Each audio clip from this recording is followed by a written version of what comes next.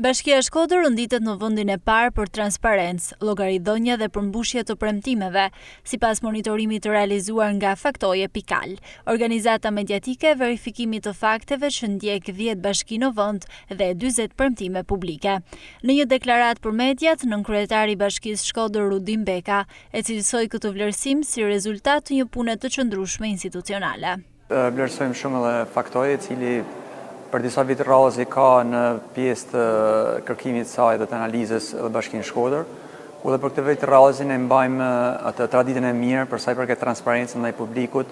ndaj medias dhe ndaj investimeve dhe premtimeve të mbajtura gjatë gjithë pjesë menaxhimit të Bashkinë Shkodër. Për të 600 vit me radhë, Bashkia e Shkodrës ka qenë pjesë e monitorimit ton dhe ajo që duhet teksuar është që nga analiza 6 vjeçare, por edhe ajo e fundit, Bashkia ka konsoliduar vendin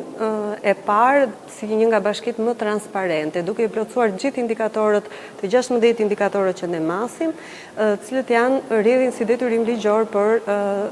nga programi i transparencës dhe ligji për llogaridhënie transparencë ndaj publikut. Po ashtu edhe sa i përket premtimeve, është një nga bashkitë që ka performancën më të mirë, duke llogaritur për shembull që ka bashki të cilat rezultojnë me të gjitha premtimet të papërmbushura dhe kjo vit pas viti dhe jo vetëm gjatë vitit të fundit. Nga ana tjetër, përfaqësuesja e Faktoje Pikal, Esmeralda Topi, theksoi se vlerësimi bazohet në një metodologji të qartë monitorimi dhe verifikimi.